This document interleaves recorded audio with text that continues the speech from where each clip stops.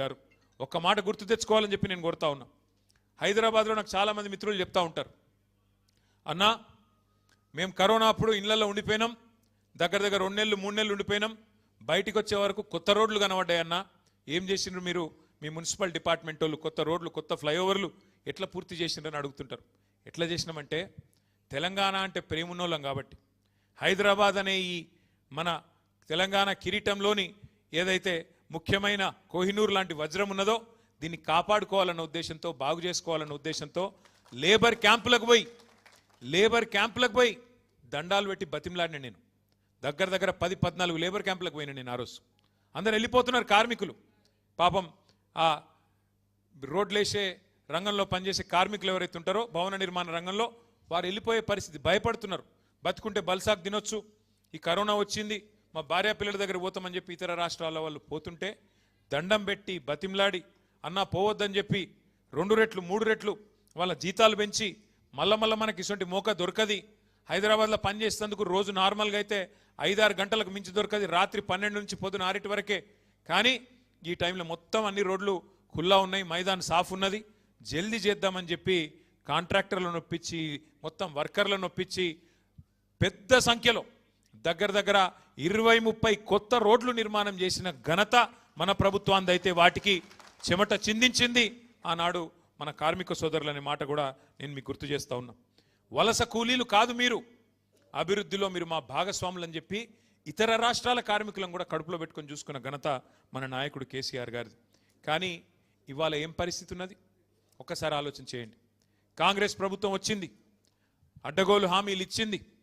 ఆ రోజు కేసీఆర్ గారేమో పొరుగు రాష్ట్ర కార్మికులను కూడా కడుపులో పెట్టుకొని చూసుకుంటే ఇవాళ Srisailam left bank canal SLBC tunnel కుప్పగూలి, సొరంగం కుప్పగూలితే కనీసం అందులో కార్మికుల శవాలను కూడా గుర్తించలేని దుస్థితిలో ఉన్నది ఈ ప్రభుత్వం. కార్మికుల శవాలను కూడా కనీసం వాళ్ళ కుటుంబాలకు అప్పచెప్పలేని దుస్థితిలో ఇవాళ ఈ ప్రభుత్వం, రేవంత్ రెడ్డి గారి ప్రభుత్వం ఉన్నది. అది కుప్పగూలుడు కూడా ఎట్లా కూలింది?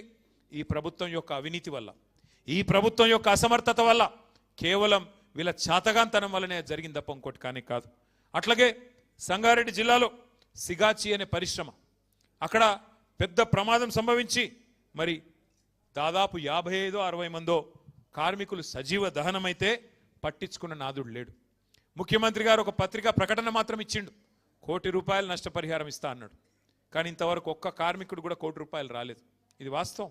కానీ ఇప్పటి వరకు ఒక్క మంత్రి కానీ ఒక్క ప్రభుత్వంలో బాధ్యుడు కానీ స్పందించిన పరిస్థితి లేదు. కేవలం మాటలతో, కంటి తుడుపు చర్యలతో ఇవాళ సిగాచి మరి వాళ్ళని కూడా పక్కన పెట్టినారు. అన్నిటికన్నా ఘోరం ఏంటంటే వలస వచ్చి బతుకుదేరు కోసం ఇక్కడికి వచ్చిన, నగరానికి వచ్చిన కూలీలు కార్మికుల ఇండ్ల మీదకి బుల్డోజర్లు పంపిస్తున్నాడు. ఇప్పుడే మా శ్రీనివాస్ గౌడ్ అన్న యాద్ చేస్తున్నాడు. పాపం తెలిసో తెలియకనో హైదరాబాద్కు వలస వచ్చి ఇక్కడ బతుకుదేరు కోసం వచ్చి, పొట్ట కూటి కోసం వచ్చి ఏమన్నా జాగ దొరికితే 50 గజాలు 60 గజాలు 20 గజాలు అందులో ఒక చిన్న గుడిసేసుకుంటే లేదా ఒక చిన్న రేకుల షెడ్ వేసుకుంటే ఇలా హైడ్రా పేరుతో ఇష్టం వచ్చినట్టు వచ్చి కూలగొట్టి రోడ్డు మీదికి నెట్టి పుస్తకాలు బాటిళ్ళు చిన్నపిల్లగాళ్ళు చదువుకున్నటోళ్ళై తీసుకొనియకుండా చేసి వాళ్ళ నడి బజార్న నొక్కుతున్నది ఈ ప్రభుత్వం.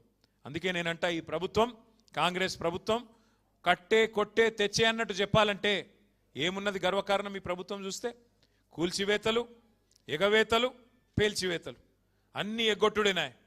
ఏమన్నాడు అన్నాడు రేవంత్ రెడ్డి గారు? 420 హామీలు ఇచ్చిండు. అత్తలకు 4000, కోడళ్లకు 2,500 చెప్పిండా లేదా? ఒక్క అత్తకు పడ్డాయా 4000? ఒక్క కోడల పిల్లకు పడ్డదా 2,500? మొన్న ఈ మధ్య నేను సూర్యాపేట పోయినా, మా నాయకుడు ఒక సోదరుడు, మా కార్యకర్త కొత్తగా పెళ్లి చేసుకుంటా అంటే ఒక నెల ఆలస్యంగా పోయినా, ఎందుకంటే పెళ్ళి అయింది, ఒక నెల అయినాక పోయినా. నేను అప్పుడు పెళ్ళికి పోలేను కాబట్టి ఇంటికి పోయినా. ఇంటికి పోగానే ఛాయ్ దాపిచ్చిర్రు, చల్ల మన నీళ్ళు ఇచ్చిర్రు, ఛాయ్ దాపిచ్చిర్రు. బాగున్నావా తల్లి అన్న ఆ పెద్ద మనిషిని, ఎవరు మా నాయకుడి అమ్మగారిని. ఏం బాగున్నా కొడుక? ఏం బాగలేనన్నది. అగో ఏమైందమ్మా అని నేనంటే, అంటే ఇక కోడలి పిల్ల వస్తుంది, నెలకు 2,500 వస్తాయి అనుకున్నా, కోడలు వచ్చింది కానీ ఏం రాలే అన్నది.